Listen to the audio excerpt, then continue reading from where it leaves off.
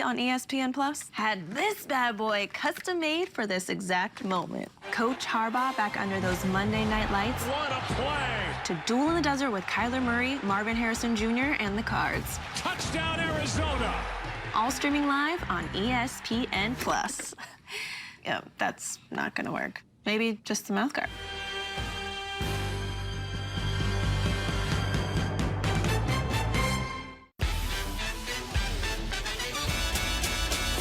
Attention teachers, no child is to be sent to the principal's office today. Kids, if you want to do crime, now's the time. Happy first day of school. Yes! Weren't there like 4 more of these? Yeah, we were robbed. Hey, buy 3, get 1 free. I'ma call your mother on you. Bring the rest back here, boy.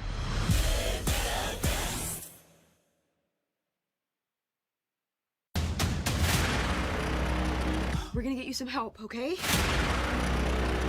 You don't have to do this. I'll tell you a real scary story. I said get away from him! I definitely felt something. Here comes another angel. FX's American Horror Stories Hulu event. All episodes now streaming only on Hulu. I do have a Walt Disney World moment. Oh, there she is. There's Tiana. I went to the new Tiana's Bayou Adventure, and I cried the whole time. But it was so special as a woman of color. It just felt like I was home. She's so beautiful. Reporting from the Consumer Electronics Show in Las Vegas, I'm Elizabeth Schulze. Wherever the story is, we'll take you there. You're streaming ABC News Live. Welcome back to GMA Life. The new documentary, Road Diary, Bruce Springsteen and the E Street Band, is giving fans an in-depth look at the creation of the band's legendary live performances. They really are legendary. Right. And this documentary begins streaming on Hulu and Disney Plus on October 25th. But George Stephanopoulos is taking us backstage with Springsteen for an early look. Check it out. Not many ever see this. ABC News has rare backstage access to one of Springsteen's tour stops with the E Street Band. For them and for me, this is a chance to be in the presence of rock and roll royalty. Pre-show, the boss is in his dressing room, still finalizing the songs he'll play. I think we got it. Hey, Bruce. Hey! Thank you for having me in Inner Sanctum. Welcome, welcome, welcome. Oh, this is such a treat for me. Thank you. Did you just finish the set list? Yeah, that's what I spend my time doing before the show. And does it change depending on how you feel today? Well, I try not to repeat any two.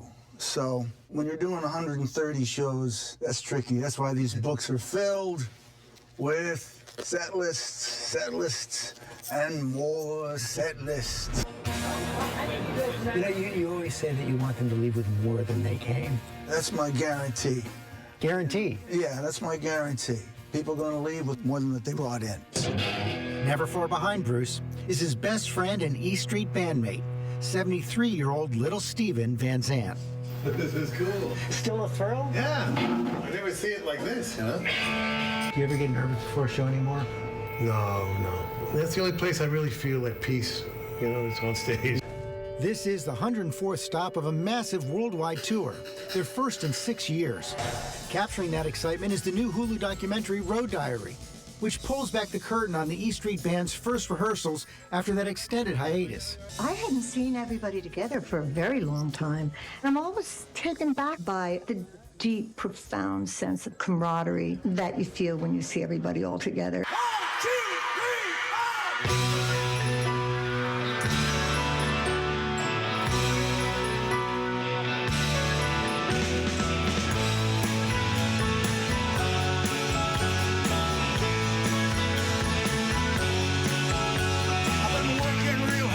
Trying to get my hands clean. We'll drive that dusty road from Monroe to Angeline. Watching the E Street Band, you see a well-oiled musical machine. A band that, despite the odds, has stayed mostly intact for almost 5 decades. You all have made a choice. We're staying together. We're going to do it. Most bands break up. Most duos break up. Simon don't like Garfunkel. Sam don't like Dave. The Everly Brothers, they don't like each other either, man.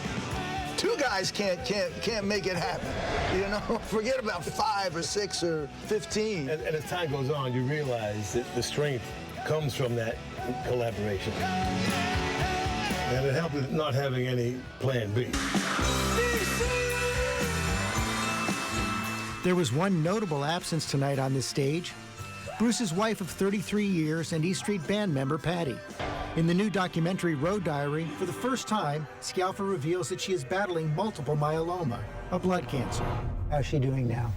She's doing good. We caught it early, which was important. We've been about 6 years since she was diagnosed. You kept it quiet for a long time. Yeah. Why reveal it now? She hadn't played in the band in a long time, and people, I don't think, knew why, you know. Like, where's Patty, you know?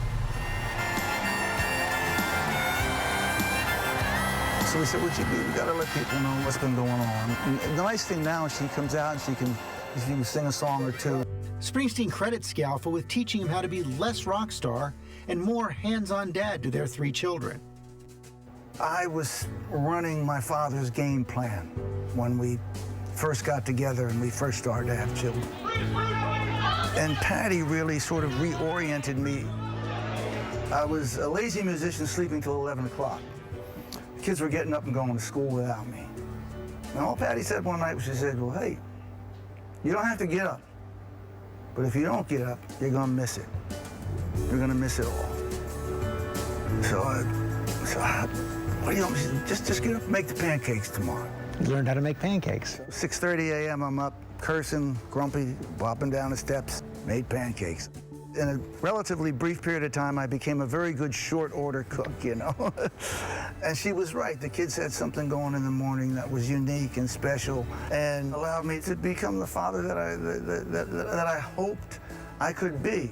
Glimpse of life inside the Springsteen home. You know, when Patty came out to that See Here Now festival out at Asbury Park, very symbolic song. They sang Tougher Than the Rest. And she is tougher than the rest. And it is remarkable that that band has been able to stay together all these decades. Just incredible. Almost 50 years. You can see more from George and Bruce in the new primetime special called Bruce Springsteen, Backstage and Backstreets, which airs Sunday, October 20th at 10 p.m. Eastern, right here on ABC. And that's all for GMA Life. Up next, all the top stories and latest news right here on ABC News Live, where the news never stops. Thanks for joining us. We'll see you guys next week. FX's What We Do in the Shadows premieres Monday at 10 on FX. Stream on Hulu. Can we have a little party? It's showtime. Everything has led to this moment. Now we have everything we need. No, not everything. Get a free demon possession with every exorcism. That's right, Lydia. Marvelous. 31 Nights of Halloween. Watch all October on Freeform. You're watching America's #1 streaming news. Keep streaming with ABC News Live. Attention teachers, no child is to be sent to the principal's office today. Kids, if you want to do crime, now's the time. Happy first day of school. I'm a rock star now! Streaming live Saturday. It's a Disney Plus celebration. The Rock and Roll Hall of Fame. Music's highest honor goes to Cher, Mary J. Blige, Ozzy Osbourne, Dave Matthews Band, Peter Frampton, Kool and the Gang, Jimmy Buffett, Dionne Warwick, A Tribe Called Quest, and Foreigner. Plus, performances by Dua Lipa, Kelly Clarkson, Jelly Roll, and more. Outrageous! The 2024 Rock and Roll Hall of Fame induction ceremony. Streaming live Saturday on Disney Plus. This ship is heaven. There should be no guilt on a pleasure cruise. Doctor, it's your job to keep everybody alive. No pulse. She's in VFib. 1, 2, 3. Clear. I have a pulse. You're gonna be okay.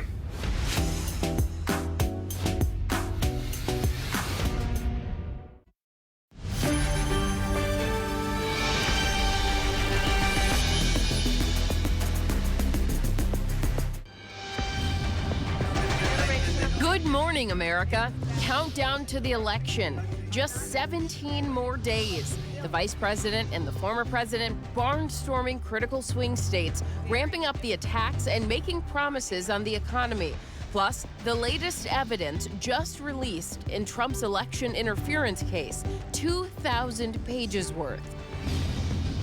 New details about Israel's killing of Hamas leader Yahya Sinwar, mastermind of the October 7th massacre. Could his death lead to new hopes for a ceasefire, even as Hamas promises to ramp up its operations? Delphi murder trial, the opening statements on the horrific crime scene, what the DA says happened to the two teenage girls, and why the defense says Richard Allen could not have committed the crime. Rescued at sea, a 17-year-old boy clinging to his kayak for 12 hours, desperately fighting ocean currents. I was drifting off like super far.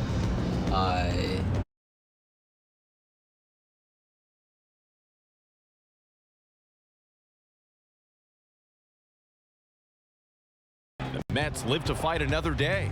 The Yankees a win away from the World Series. And ESPN's Desmond Howard has the lowdown on the big college football matchups. And rock and roll's big night as the Hall of Fame welcomes the class of 2024, GMA with the behind-the-scenes sneak peek with the artists who have something to celebrate. Live from ABC News in New York, this is Good Morning America. Good morning, America. Yeah. Party going on to start the weekend. A good Saturday to you. Such a busy weekend ahead. We've got a lot to cover in sports. The WNBA Championship Series heading to a must-win Game 5 tomorrow. After that dramatic 82-80 Lynx win over the Liberty, we've got the highlights coming up.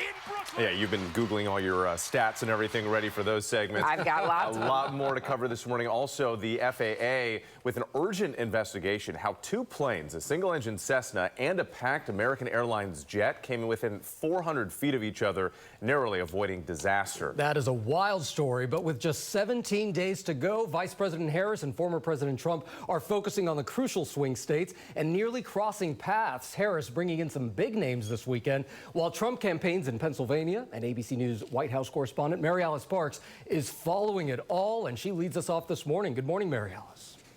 Yeah, good morning, Gio. That's right. Harris is set to appear this weekend with musicians Lizzo and Usher. She's really been picking up the pace of her campaign. Both candidates had multiple stops throughout Michigan yesterday. At one point, they were both in Detroit, tailoring their message to the auto industry.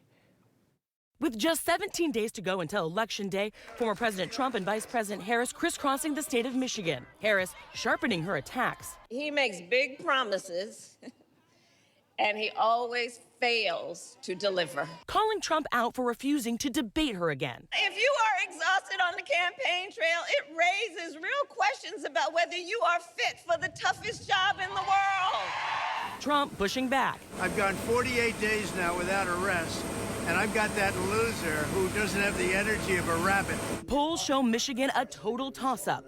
In 2016, Trump won the state by fewer than 10,000 votes, but lost in 2020 by over 150,000 votes. Both candidates focusing on the future of the auto industry. Harris meeting with auto worker union members in Lansing, Michigan. We will ensure that the next generation of breakthroughs, from advanced batteries to electric vehicles, are not just invented, but built right here in America by American union workers. Trump talking about his plan to impose steep tariffs on imported cars. If I get elected, I'm not going to let them sell cars into our country in order to destroy the rest of Michigan. The war in Gaza front and center for voters in Michigan, too. The state has one of the largest Arab American populations in the country. Trump commenting on Israel killing Hamas leader Yahya Sinwar, praising Israel's Prime Minister Benjamin Netanyahu for the war, quote, moving along pretty good. He's doing a good job. Biden is trying to hold him back. Harris telling her crowd outside Detroit Sinwar's death should be a turning point. Everyone must seize this opportunity to finally end the war in Gaza, bring the hostages home. Now, early in-person voting starts in some places in Michigan this weekend. In more than 20 states, people can already go now in person to vote. And a big win for North Carolina. That state this week breaking its early turnout record for its first day of early in-person voting. The head of the State Board of Elections there saying that it was a sign that people trust the election, that voters are energized, and that the hurricane there will not stop them.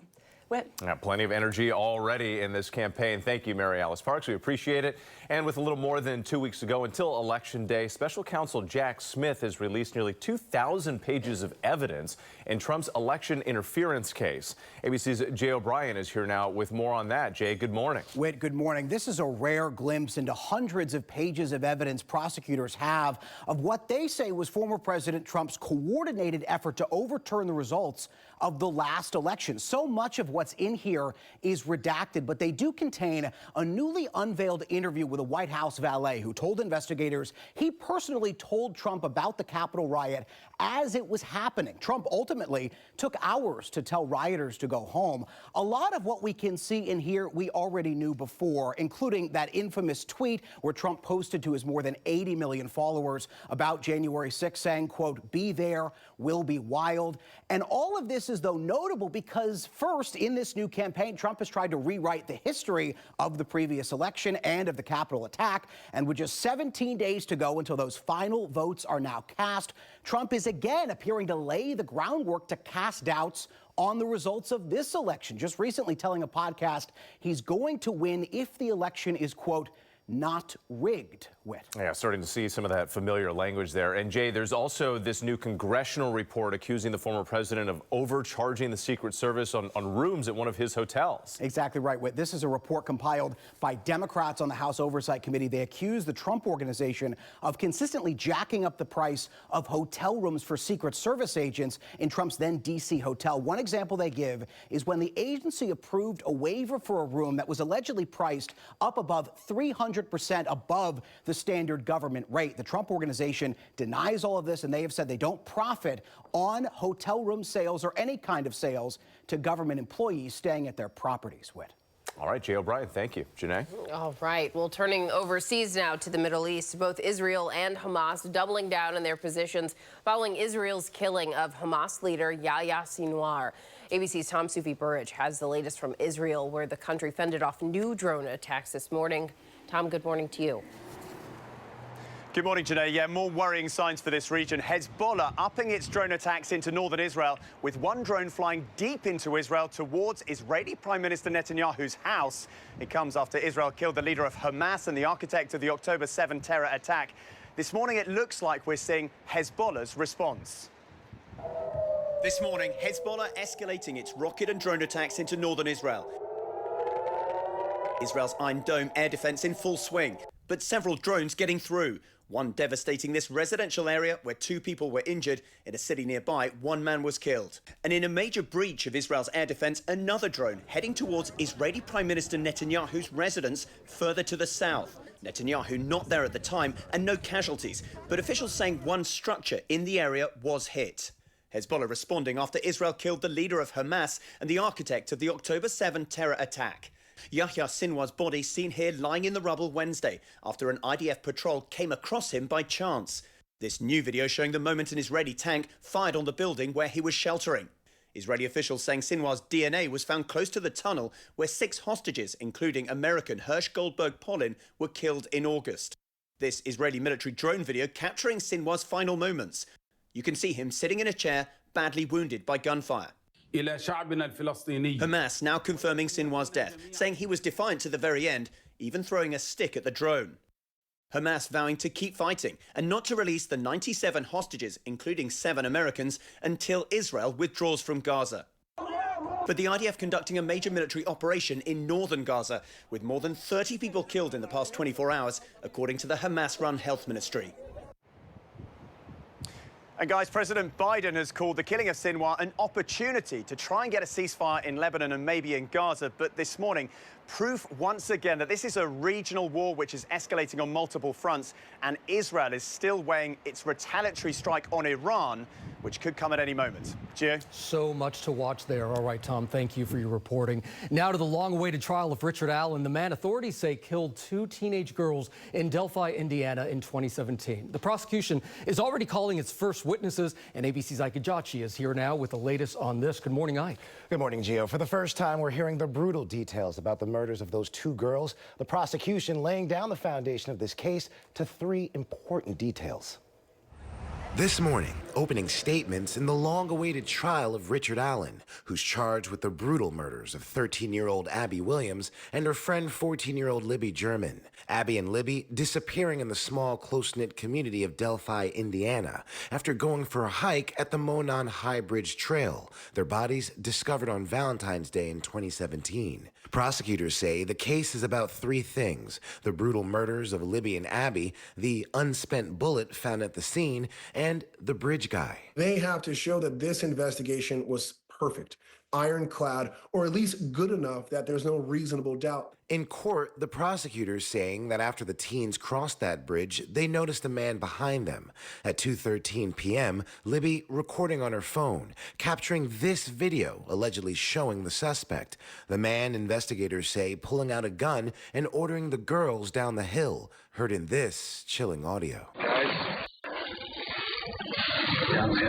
The prosecutor telling the jury, "You're going to see the crime scene. It was a gruesome scene." Investigators also finding a bullet at the crime scene. Tests showing it cycled through a gun they say was found inside Allen's home. That shell casing could have also come from a gun on Ron Logan's property, where the 2 victims' bodies were found. The defense in their opening statement raising questions about DNA evidence, also arguing cell phone records show Allen left the area by 2:15 p.m. The prosecution claiming the girls were dead by 4 p.m. On the witness stand, Libby's grandmother describing the search for the girls and the heartbreak after learning they had been killed. "I saw the coroner's van driving by, and that's when I realized they weren't alive." The defense telling the jury they believe the girls were killed somewhere else and their bodies were returned to the crime scene. Meanwhile, the proceedings will continue today with the judge sequestering the jury for what could be a month-long trial, giving them only Sundays off. Allen is charged with 2 counts of murder, among other charges. Whit? All right, Ike Ejiochi, thank you. The NTSB is investigating what could have been a disaster at the Austin airport this week. A single-engine Cessna and an American Airlines passenger jet in an alarming close call. ABC's Jacqueline Lee joins us now with details. Jacqueline, good morning. Wick, good morning. These planes came within just 400 feet of each other and seconds from disaster. This morning, the FAA is now investigating why a single-engine Cessna entered the flight path of an American Airlines flight that was about to land at Austin Bergstrom International Airport on Wednesday. The 2 planes on a collision course. The American Airlines crew receiving a cockpit alarm from the anti-collision system. That alert allowing the pilots to turn and avoid colliding with the single-engine plane. In a statement, American Airlines said, "We thank our crew members for their professionalism and expertise and for always prioritizing safety above all else." And according to a video shared by Flight Radar 24, the Cessna was not on the same radio channel as it was arriving to the airport. Air traffic control gave instructions and all planes landed safely. Gio. Thank goodness for that crew and that alert system. All right, Jacqueline, thank you so much. Now to a dramatic rescue at sea. An off-duty lifeguard saving a stranded teenager who'd been fighting the Pacific Ocean currents for 12 hours in Hawaii. Take a look.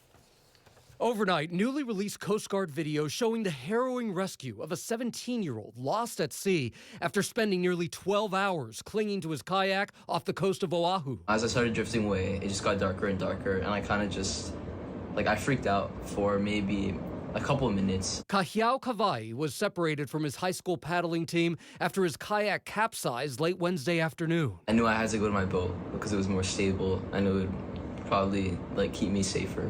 I got an alert for a water rescue in the town area. Local lifeguard and family friend Nolan Kiaulana hearing the news. I was just kind of being hopeful and just letting the rescuers do the work. Kiaulana springing into action, borrowing a boat and getting on the water to look for Kahiao, spending the next several hours searching for the teen when suddenly... I see them drop this this orange flare into the water. It was a Coast Guard plane. The plane's able to track me. This kayak popped up in my view. That Coast Guard crew spotting Cahiao from the air, directing Keaulana toward him, finally rescuing the teen. That was like priceless. So it was an incredible feeling making the call to the parents. It was really emotional saying that he's alive and on my boat. And this morning, his family grateful for their son's safe return. My uncle Nolan, he's a great waterman, and he really knows how the ocean works, and I think that's what saved me. Wow, just incredible. Yeah. And Cahiao was treated at the hospital for some injuries and hypothermia, but the good news is he's reported to be in stable condition right now. 12 hours. 12 hours. Incredible. And you know what it's like with that Pacific Ocean in Hawaii. Yeah. Just unimaginable. Yeah. Thank you for that story, Gio. Now to the latest on the investigation into the death of One Direction star Liam Payne. A source telling ABC News